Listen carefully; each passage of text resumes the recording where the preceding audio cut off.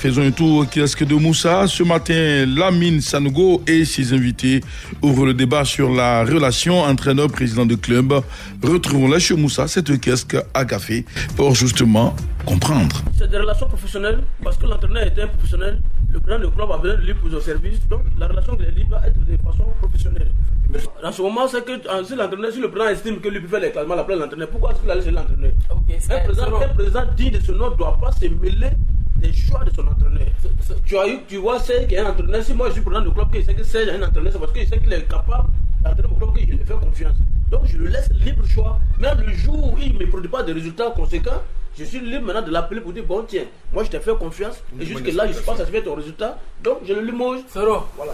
C'est vrai, ce que M. Sanogo évoque comme préoccupation, c'est normal, c'est vrai, parce que encore une fois, si nous baignons bien dans l'amateurisme, si le club même n'a pas de siège, c'est que l'entraîneur n'a pas de bureau. Donc c'est normal. Par contre, si c'est un club qui est bien structuré, comme on voit en Europe où l'entraîneur a son bureau à lui, il a des gens qui travaillent, le président ne peut pas s'immiscer dans ses choix. On est tellement amateur ici, bon, tu vois, non? Il n'y a pas de contrat qui lie, il n'y a pas de contrat écrit qui lie l'entraîneur au président. Du coup, le président se permet de faire ce qu'il veut avec l'entraîneur. Ouais, le jour vient que son joueur préféré fatigué l'entraînement, il dit il faut arrêter l'entraînement. Moi, il va sortir au complexe d'Abobo ici. Il faut arrêter l'entraînement, les enfants vont se reposer un peu, il fait chaud. Non, c'est moi, il travaille mes enfants, mais laisse travailler. Je ne suis pas d'accord avec toi. Même si le club n'a pas de siège et que l'entraîneur n'a pas de bureau, toi, l'entraîneur, tu dois fonctionner comme quelqu'un qui est professionnel. Ton président ne peut pas venir s'immiscer dans ton travail.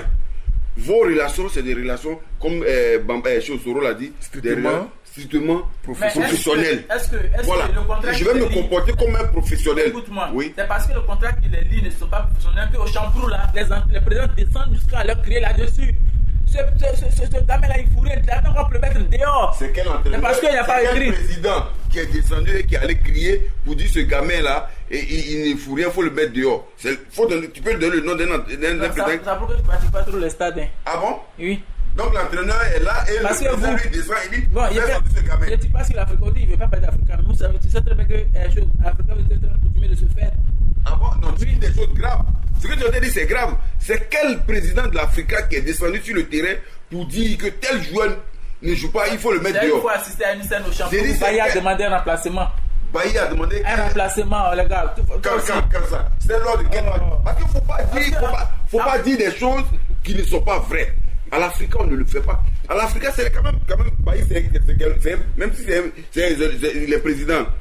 Il ne peut pas quand même descendre sur l'air de jeu. Il n'est pas descendu sur l'air de jeu. Je te dis, il est descendu jusqu'à la dernière marche des tribunes pour solliciter un remplacement à son entraîneur. C'est pourquoi l'entraîneur ne dit pas avec vous à l'Africa. Pardon. Je crois pas. Moi, je crois que s'il y a des présidents qui se comportent comme ça, il a dit, ça, c'est des comportements à dénoncer. Parce que ce n'est pas normal. Toi, en tant que président, ce n'est pas ton rôle de faire des classements ou bien de savoir qui doit sortir, qui doit sortir. Ça va cesser. Mais toi, tu attends en tant que président un résultat de la part de ton entraîneur.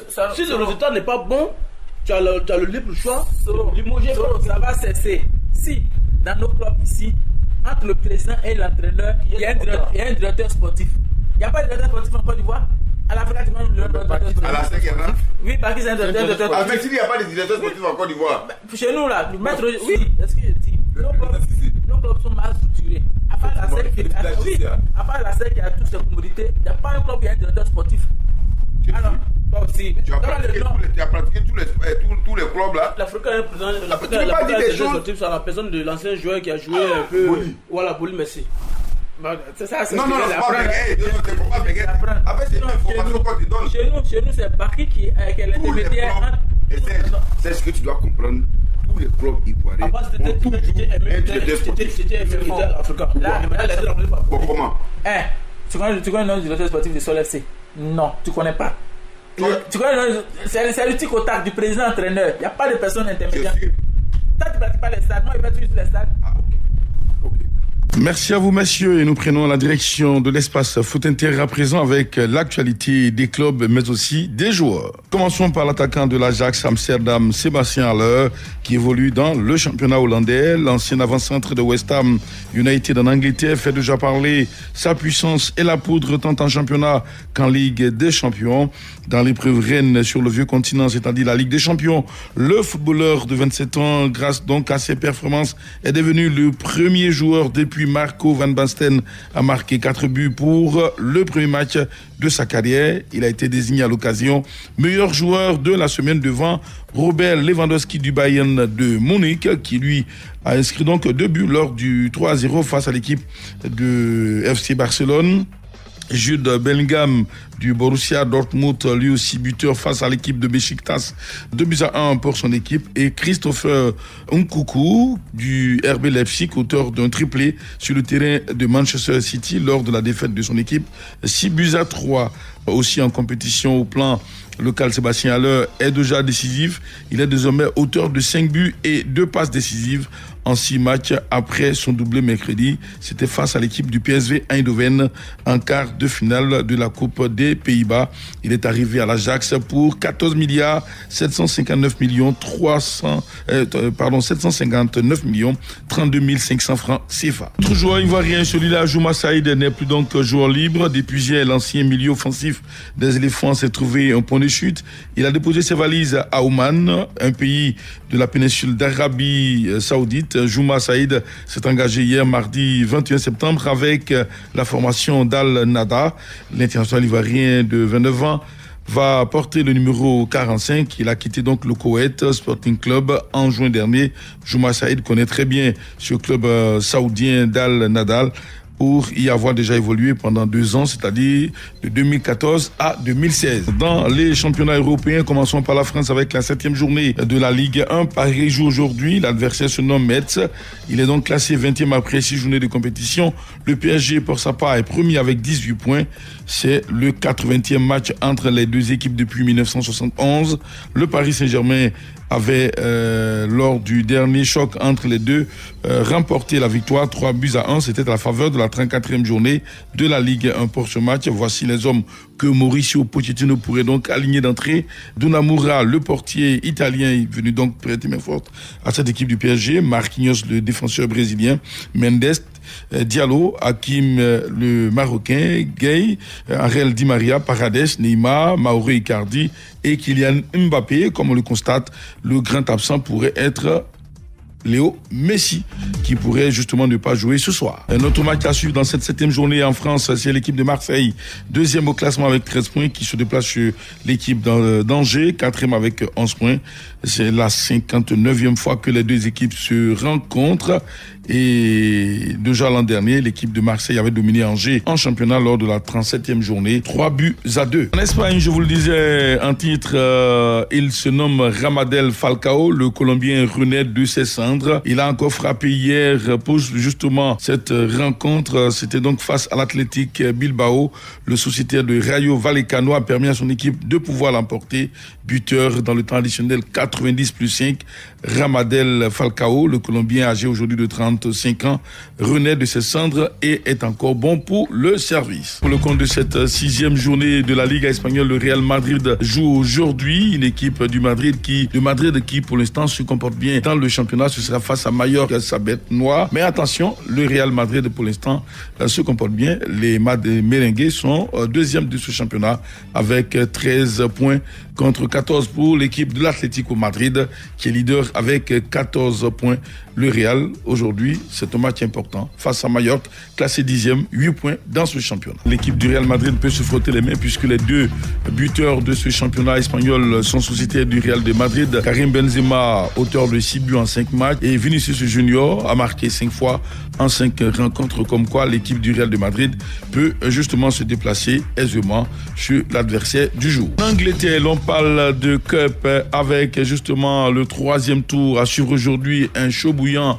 Chelsea, Aston Villa, ce serait un match important pour les Blues et l'équipe de Manchester United sera face à West Ham quand Tottenham, en difficulté en championnat, va affronter l'équipe de Wolverhampton. Dans ce 3e tour de de la Cup en Angleterre. Hier déjà, les équipes de City et de Liverpool se qualifiaient pour le tour suivant après justement leur succès dans cette épreuve. Donc la 5e journée de la Série A avec un match important pour la Juventus Turin qui se déplace chez la Spezia. L'équipe de l'AC Milan de Franck Kessié reçoit l'équipe de Venise. Voici quelques rencontres importantes dans ce championnat italien qui, pour l'instant, il faut le dire, est dominé par l'Inter de Milan, qui compte 13 points contre 12 pour Naples, 2e. L'AC Milan se classe 3e dans ce championnat, 10 points pour l'équipe de Franck Kessié. Lazio Rome, qui est donc le meilleur artificier avec 5 réalisations en 4 matchs de championnat. Et Cagliari, avec son Brésilien João Pedro Galvao, est aussi sur le tableau des buteurs. 4 buts pour le Brésilien. Edin Dzeko, qui s'est déplacé de l'AS Roma pour l'Inter de Milan parce que chassé par José Mourinho, est en train justement de refleurir dans cette équipe de l'Inter de Milan. Il a permis donc à l'Inter hier de gagner. Il est auteur désormais de 4 buts en 5 matchs de championnat. Edin Dzeko hier marqué donc à la 55e minute pour l'équipe de l'Inter de Milan qui a dominé 3-1 la Fiorentina en déplacement. Direction la zone mixte à présent grâce à Clément School. 27 20 21 44 48 ou encore le 27 20 20 87 87 pour ceux qui voudraient participer à ce moment d'échange sur Radio Côte d'Ivoire. Le sujet le voici. La FIFA projette d'organiser la Coupe du Monde de football chaque 2 ans désormais et non plus chaque 4 ans comme c'est le cas en ce moment. Quelle réaction face à cette proposition qui, si elle venait avoir le jour, pourrait justement avoir un impact sur la Coupe d'Afrique des Nations de football. Cette compétition qui rassemble chaque 2 ans tous les acteurs majeurs du football africain. Allons en Hongrie avec M. Rodrigue Amessan. Bonjour. Bonjour, M. Fernand. Oui, nous vous écoutons. En fait, vraiment, ça sera pas vraiment du tout bon. Hein, d'accord. Parce que revenir à chaque 2 ans à la Coupe du Monde, 100% qu'il y a l'Euro qui se joue chaque 4 ans, ce sera vraiment idéal de garder ce calendrier de compétition FIFA. Parce que ça va jouer sur la CAN pour permettre aux joueurs de se préparer, les équipes de se préparer, d'être organisées, permettre aussi aux joueurs de se reposer pour bien attaquer chaque compétition. Ce ne sera pas une très bonne initiative de la part de la FIFA. D'accord, c'est bien noté. Donc, garder cette compétition chaque 4 ans serait la meilleure. Garder aussi l'Euro chaque 4 ans serait bien. Sinon, que vraiment, ça sera un gros bouleversement dans le monde du football. D'accord. Donc, c'était ma contribution. Bonne journée à vous. Merci à vous, monsieur Rodrigue Amessan depuis Hongrie. C'est ici à Abidjan, un autre auditeur. Il nous appelle de l'intérieur du pays. C'est précisément à Para, dans la région de Tabou, monsieur Nziaou Alaza. Bonjour. Bonjour, monsieur Ferré. Nous vous écoutons. Je pense que ça sera un peu difficile pour la Coupe du Monde. On ne peut pas comparer la Coupe du Monde, Coupe d'Afrique. D'accord. Les 2 heures, ça va pas facile. La Coupe du Monde, il faut les moyens. Et puis les bons terrains. Mais justement, si la FIFA projette d'organiser cette compétition chaque 2 ans, ça veut dire qu'elle a déjà trouvé les moyens, mais aussi elle a les infrastructures à disposition. C'est aussi vrai. Mais moi, je pense que ce ne sera pas facile, monsieur Frère. D'accord, c'est bien noté. Merci à vous. Et surtout, très bonne journée à Bangourou pour justement retrouver monsieur Gourou Zakaria. Bonjour. Bonjour, Fernand. Oui, nous vous écoutons. Comment vous allez? Ben, très bien. Et vous-même? Je pense que c'est une décision très salutaire. D'accord. Vous voyez, quand c'était organisé chaque 4 ans, cela perturbait un peu le système sportif. Je pense que quand ils vont organiser chaque 2 ans, cela va permettre aux joueurs d'être tout le temps performants. Vous voyez, en Afrique, là, quand vous constatez en Afrique, les joueurs en matière de, comment on appelle, du mondial, les joueurs ne sont pas, les Africains ne sont pas forts parce que l'organisation est mal. Donc ils ont fait 4 ans. Je pense que ça va un peu, cela va soulager le système de football. D'accord. Moi je ne maîtrise pas comment on appelle le ballon, mais je pense que c'est un nouveau soulagement. Merci à vous et puis surtout très bonne journée. Alors bonne année avec monsieur Patrice Tali, il nous appelle de l'IEPLE. C'est le dernier auditeur avant de faire un tour chez nos amis internautes. Bonjour. Monsieur Kwaku. Oui. Le merveille de mon village, je me nomme Paul Elian, vous salue ce matin. Merci à vous et surtout, Dieu vous bénisse. Nous vous écoutons. Ok, c'est une très bonne initiative prise par la FIFA. D'accord. Et je tiens à vous dire que vraiment, c'est très bien. D'accord. Allez, merci à vous, monsieur Patrice Tali. Depuis l'IEPLE, c'est à Danané qui nous disait justement que pour lui, c'est une très bonne initiative que de vouloir organiser désormais la compétition chaque 2 ans. Ça ne gêne pas puisque pour lui, ça permettrait donc d'avoir du football à tout moment. Allons faire un tour sur le tableau de nos amis internautes, à commencer par la Maraou avec monsieur Blaise Kwasi qui dit organiser la Coupe du Monde de football tous les 2 ans, c'est privilégier le business que l'éthique sportive.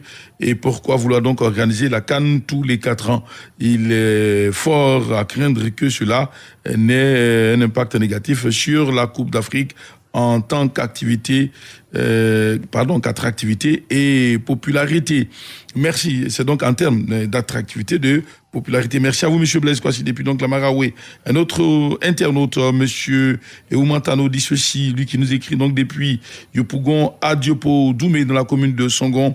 Il dit, depuis donc un moment, cette FIFA-là cherche à faire organiser la CAN chaque 4 ans. Donc, si elle réussit donc à le faire, cela va lui servir donc de prétexte pour assouvir à son sale dessein. Pas de gros mots sur les antennes de Radio Côte d'Ivoire, mais malheureusement, les Africains n'étant pas solidaires, ce projet pourra peut-être voir le jour et va donc créer une désorganisation au niveau donc de la CAN, au niveau donc du football africain. Merci donc à vous. Et puis surtout, évitons de tenir des propos fâcheux sur les antennes de Radio Côte d'Ivoire. Monsieur Eouma, vous qui nous écrivez donc depuis Adiopo Doumé. Un autre internaute, celui-là, Yuan Jules Tabi, qui dit ceci, c'est une très bonne décision, car ça permettra aux joueurs donc de jouer beaucoup de phases finales de Coupe du Monde et ça n'impactera pas la CAN. Il suffit donc de décaler le calendrier de la CAN en jouant cette compétition au mois de janvier et le mondial en juin. C'est très simple, a-t-il conclu. Merci à vous. Ils sont 18 internautes à nous avoir écrit pour 3 partages ce matin. Merci à tous. Et puis surtout, très bonne journée à l'écoute des programmes de Radio Côte d'Ivoire. Nos consultants sont en ligne. Je vais lui demander bonjour. Bonjour Fernand. Bonjour Kwatisraël Oussou. Bonjour Fernand. Vous qui êtes en stage de regroupement à Yamoussoukro depuis bientôt une semaine, dites-nous comment vous, en tant que technicien du football, vous vivez cette situation si elle venait justement à se concrétiser, organiser la Coupe du Monde chaque 2 ans. Dans le fond, c'est peut-être pas mauvais parce que ça permettrait à un certain nombre de joueurs de multiplier cette grande compétition-là, d'avoir au moins plusieurs Coupes du Monde à leur actif. Et puis, quoi qu'on dise, c'est une compétition qui permet, côté business football, qui permet à la FIFA de rentabiliser et qui pourra permettre à la FIFA de financer d'autres projets. Derrière aussi, ce qui gênerait un peu, peut-être, c'est la CAN, la Coupe d'Afrique. Moi, je pense que pour régler ce problème, peut-être ramener la Coupe d'Afrique en janvier et puis positionner la Coupe du Monde à l'été, en juillet. Je pense que ça résoudrait le problème. Donc, pour moi, c'est pas si mauvais. Par contre, il faudrait permettre aux Africains notamment de participer à la Coupe d'Afrique correctement, parce qu'on sait que quand c'est comme ça, les clubs essaient de retenir les joueurs africains. Donc, il faudrait trouver un accord avec la FIFA et la CAF pour permettre aussi aux joueurs africains au niveau professionnel de pouvoir participer à la compétition. Après, comme je dis, pour moi, l'impression que j'ai, c'est beaucoup plus sur le business foot. Je pense que c'est un moyen pour la FIFA régulièrement, chaque 2 ans, de pouvoir rentabiliser et notamment permettre de financer d'autres projets. D'accord, c'est bien noté. Choualio ? Oui. Maintenant, on sait très bien que la Coupe du Monde, c'est l'épreuve vedette de la FIFA. Et là, c'est la FIFA tire l'essentiel de ses ressources financières à travers l'organisation de la Coupe du Monde. Donc, en basculant chaque 2 ans, c'est une manière pour la FIFA d'engranger, d'augmenter ses ressources financières, d'augmenter ses gains. Donc là, on est dans le business. Mais sportivement aussi, ça va permettre aussi à certaines nations de participer à la Coupe du Monde, à des joueurs aussi de participer à la Coupe du Monde. Vous savez que chaque 4 ans, c'est souvent compliqué. Des joueurs qui qui n'ont pas cette chance-là de participer à cette Coupe du Monde-là. Maintenant, est-ce que ça peut avoir un impact sur l'organisation de la Coupe d'Afrique des Nations? Je dis non, il suffit de maintenir l'organisation de la Coupe d'Afrique des Nations en janvier, et puis en juin, il y a la Coupe du Monde, et puis l'Euro et la Coupe América. Maintenant, je pense que là, voilà une belle réponse à ceux qui pensent qu'il faut faire basculer la CAN à chaque 4 ans, au moment où la FIFA même veut jouer la Coupe du Monde chaque 2 ans. Merci. Au moment où l'UEFA veut aussi jouer l'Euro chaque 2 ans, je pense qu'il est inadmissible que la CAN puisse se jouer chaque 4 ans, parce que là, la CAN aussi, c'est l'épreuve qui permet à la Confédération africaine de football d'engranger beaucoup de recettes. Aujourd'hui, nous sommes dans du business, le football est devenu une industrie, et tous ceux qui dirigent le football veulent faire du profit, veulent engranger beaucoup d'argent. Merci à vous, Charles Dumandé. Merci également à coach Israël Oussou. Mesdames, messieurs, c'est ici qu'on s'arrête aujourd'hui. Radio Côte d'Ivoire, Abidjan, 88.fm.